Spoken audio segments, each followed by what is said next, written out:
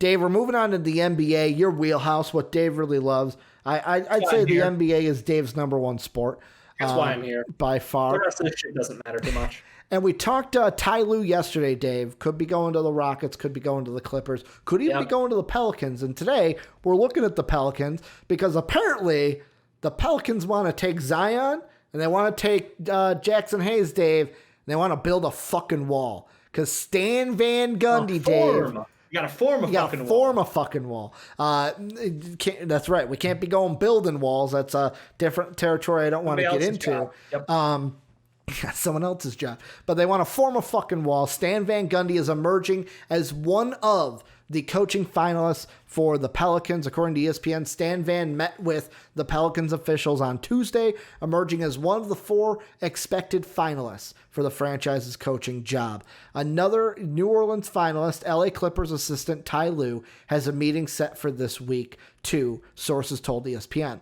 Van Gundy's reputation as a teacher of the game in 11-plus seasons with the Heat, Magic, and Detroit Pistons has made him a formidable candidate for a young Pelicans roster. The Pelicans, who finished 30-42 and 13th in the Western Conference last season, have a young core that includes Zion, Brandon Ingram, as well as veterans Jrue Holiday and JJ Redick. The Pelicans are expected to be a team capable of making significant progress in the standings for the next few years. Dave, what are your thoughts? And should Stan Van be the next coach of the Pelicans? I don't love the Stan Van call. I'll be honest. Fucking do it, man. I love it. Do it. What makes you think that he is the right guy for the job? His last coaching job was with the Detroit Pistons. Yeah.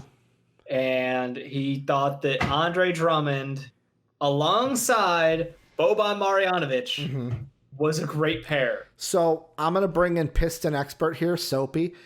He said I would be recluse to mention this, and he said, I hope you mention this. That he said that basically Stan Van, when he was with the Pistons, some of Drummond's best years, production-wise. To where I look at it, I go, who's the main guy that he had with Orlando? Dwight Howard. Dwight! Then he has Drummond in the Pistons, some of Drummond's best years with him. What he can do, like Zion on his own, like Zion to me is the little question mark here, because obviously with Zion, you're not going to treat him like Dwight Howard, where it's like, hey, stay down low, we'll shoot threes and just rebound him in. That could, I mean, like, nobody can jump higher than Zion. If we're talking putbacks, Zion. Or do you develop Zion's outside shot, work transition and threes with him, and Jackson Hayes is down low. Zion has the range, man. He's just got to work on it. He's got the form. It's there. He hit four straight threes, I think, in his first game. Yeah. And then proceeds to go like 12% for the rest of the season. The form is there. You just got to practice it. No, it's not. Just got to get some confidence in that shot, baby. Just got to get some confidence in that bad boy. He'll be knocking it down. He can make them. He can make them. He's not going to be a lights out 3-point shooter. If he hits at 33%, I would be surprised. Okay. That's my number in the sand. If he's better than 33% from 3, good on him. He's worked on his shot. Okay. But yeah, I would say you build this team more similar to that Orlando team than you do the Pistons. That's definitely Stan Van 1.0 was best Stan Van as far as that win rate goes. Now, you're right. I do have to give him credit. He did develop 2 great big men in the NBA, one better than the other, obviously. But Drummond, no slouch. It's the fact that he's literally like talked about as the guy who, if he tried all the time, he would be one of the best big men, and he tried somehow. Were his struggles on Stan Van or were they on Drummond? Because like Dwight Howard, there was a reason we were calling him Superman. Like, because he was really good. The fact that he couldn't walk through a doorway because his shoulders were so damn wide. And because some people liked pissing off Shaq.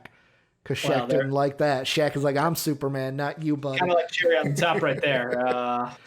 No argument there. But no, I mean, like, I get it. He would be an interesting mentor coach for Zion Williamson. And again, they do have guys who are willing to shoot threes on the outside with Jrue Holiday and JJ Redick. Obviously, Brandon Ingram, incredible in efficiency, basically, baby KD out there. They have so much offensive talent on this team. They put a good system in place. They get someone who can teach them how to rotate on defense. That is a very good team in the West. I'm I'm not saying they're a playoff team because I think that next year they'll be in the running. They'll be in the running for the 8th. And the Suns there, that is a very, very tough West. Also, Grizzlies ain't no slouch. They held down the 8th spot for the entire season, and we're screwed out of it by the NBA. Yeah, so because of the playing game. Fuck you, NBA. Yep. Right. Not like they earned it or anything, you know. Right, because the Blazers beat them twice, right? No, Blazers beat them once. They flipped it. That's right. They flipped it at the end. Yeah, I thought that the Grizzlies had it, but like I expect next year. Yep. So the Warriors enter the playoffs. So like, Warriors are a playoff team. So the Clippers are a playoff team. The Lakers, Clippers, Warriors, Nuggets, Rockets, Jazz, Mavericks, Blazers. Those are all locks, and that's 8 teams right there.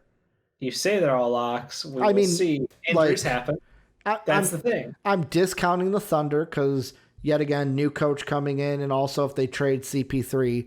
Like, if CP3 stays... Gallo, if they move on from Steven Adams. They've got a lot of what-ifs on that team. Mm-hmm. But no, I mean, like you said, there are 8 established teams who could easily be playoff teams. So you have to hope that one of those teams underperforms or has bad a string of injuries. Mm-hmm. Then you have to look at the other teams like the Memphis Grizzlies, the Suns, and then the Pelicans. I think those are 3 runner-ups. Who knows what the Kings will be? Mm-hmm. They were right on the outside looking in 2 years ago after Jaeger, and now they're just shit. So they could flip it back around again as well. I think that there are 3 solid teams on the outside looking in. Mm-hmm. Any one of those 3 could make that jump if one of those teams struggles in the top 8, though. So, like, I think they're playoff contention, yes. I don't think they're a lock, though. Yeah, the tweet that I saw earlier, and of course this is a random Twitter account that I saw, but it was the first kind of, hey, this is the predictions for next year. These were the Western Conference that this person had. At Icy Mitchell. There you go, you get a shout out. Number 1, the Pelicans, or number 1, the Lakers. Number 2, the Warriors. Nuggets at the 3, Clippers at the 4, Jazz at the 5, Mavericks 6, Rockets 7, Pelicans at 8. So that was that like, but that's the thing where it's like the Pelicans should be better. The Suns, what are we going to see from them this year? We're literally the best team to end out the bubble. Like, but yet again, was that just the bubble? Like, no, that was them all being healthy for the first time, and they didn't have Oubre out there. Like, good point. They literally could have been better, and they still went on a heater of a run. Yeah. It's like when they don't have DeAndre out with a suspension, when they don't have an unhealthy Ricky Rubio, when they have all their wings back and playing, like they are an elite team. Also, not having to, like, the thing I think of, not having to deal with travel. Just I wake up and travel mattered for them. It was just like everything plays a little part, like just that kind of like a little bit of a fatigue when you've got like back to backs and you're traveling between them, to where it's like, yeah, it goes for everyone. Like, I'm not saying this is just the Suns' problem, but like I think across the board with the bubble, that was one thing it eliminated, is you kind of didn't have that fatigue from traveling. You got the purest of basketball across the board. What they did was they went out there and kicked the shit out of teams, had one of the most efficient offenses, and looked damn good on defense. So, like, nobody's leaving that team outside of Dario Saric, it looks like. And they already basically replaced him with Cam. Yeah. And I really do believe in that core going forward. So, like, if I'm saying, like, out of the 3 teams we talked about who missed out this year on the playoffs, Pels, them, and the Pels, Grizzlies, Suns. Do you count? I'm thinking the Suns are the favorite to get in. And like, are we totally discounting the Spurs, or are they a team just because of? I don't know what the fuck the Spurs are, man. That's a great question. That's the thing. They were technically right there. They were a game behind the Grizzlies. Like, it was them, the Suns, and the Grizzlies that were all in fighting for that play-in game spot. Till we know what DeMar DeRozan and LaMarcus Aldridge have in store for their future, I can't say. Same with Pop. Like, Pop's going to keep coaching. Are they going to keep trying to win with Pop? Probably. So will they take DeMar back and try to add something to this team who... Yeah. I don't know. They need some jumps from some young kids to get that team going. Now, do they have the talent? Yeah. Keldon Johnson looked like a beast out there. Absolutely loved what he did for that Spurs team going down the stretch. Lonnie Walker could be huge. DeJounte Murray could be huge. They've got so many of these guys. Luka, not that Luka. Right? Who is it? Wait. Yeah, because they have Samanich, right? Or am I confusing him with The Warriors have who is the guy on the Spurs? Fuck, this is gonna kill me now. I'm gonna look it up. Spurs roster. Because yeah, it's Samanich is on the. No.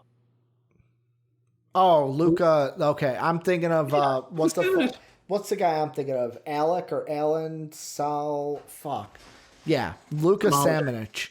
I'm thinking of Smaljic or whatever. Yeah, that's it. That's who I'm thinking of. Yeah, I was like, no, they had other Luka. Yeah. I remember joking about other Luka for like the entire fucking time. Mm-hmm. Yeah, so he got to pop off in a couple games, and again, he looks like someone who down the road could provide some great potential. So like, they have a lot of young kids, and then they've got those two old boys holding down the roster. So we'll see if they really do want to run it back and go for it.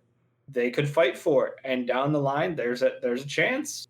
So you're saying there's a chance? And kind of the last thing I wanted to throw out there, and this is kind of a general interview thing with the NBA jobs, is so Sam Cassell, I wanted to give the heads up that he did interview with the Clippers today. Good. So he had his interview. The other thing that I find interesting is right now, like the Sixers went out and they're like, Doc's our guy. Boom, they got him. Now we're seeing like Rockets, Clippers, and Pelicans really like ramping up searches. For some reason, is it just me that like I feel weird that it's like, what are the Pacers and Thunder doing? That we're not hearing a lot out of those camps. Like they're doing things. I still think they're like interviewing people, but it's like, are those two going to be the jobs where, like we talked about before, the assistants, and we talked yesterday about teams being afraid of them. Yes. Are the Pacers and the Thunder going to be the team where it's like, we're just going to sit back and we'll hire one of the assistants, whichever one we interview and like the best? I 100% think so. I think Kenny Atkinson to the Pacers actually would work a lot. Over the assistant coach of the Chicago Bulls, Dave? Okay, look. Overpick would take Kenny A here in a heartbeat as an assistant coach.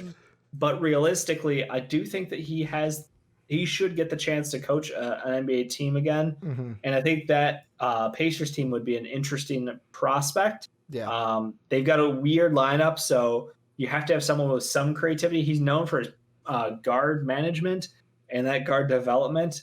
So with Malcolm Brogdon there already as an established guard, it's a question of like, well, Vic's on the block apparently. What are we going to do with that? We've got to flip some pieces. We might have too many centers. But there's a lot up in the air with that team. But he would be great for it. Mm-hmm. Other side, the Thunder do have Chris Paul and Alexander Walker. So, like, they've got two great guards already. Yeah. I do wonder. I mean, that one's just like, I don't know what direction to go in. They got rid of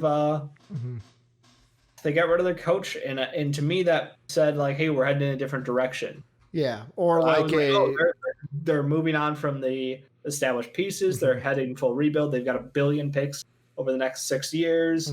Like, we're just going to just do this nice and slow and do it the right way. And we want to coach it on the same timeline. So to me, I'm going like, oh, this is an assistant job. This is a coach who's going to come in without that long tenured, like, okay, we get it. We know who you are. I want a fresh mind to come in and be able to mold these young kids coming out of college, because your average age on the team is going to be like 22, you know?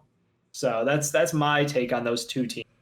Yeah. And like, that's just the thing I thought about coming into today's show of like, we're not really hearing much about those two teams, but we're going to have to wait and see where these coaching searches goes, because it looks like at least for 3 of them might be ramping up to where we're actually talking about a hire sooner rather than later.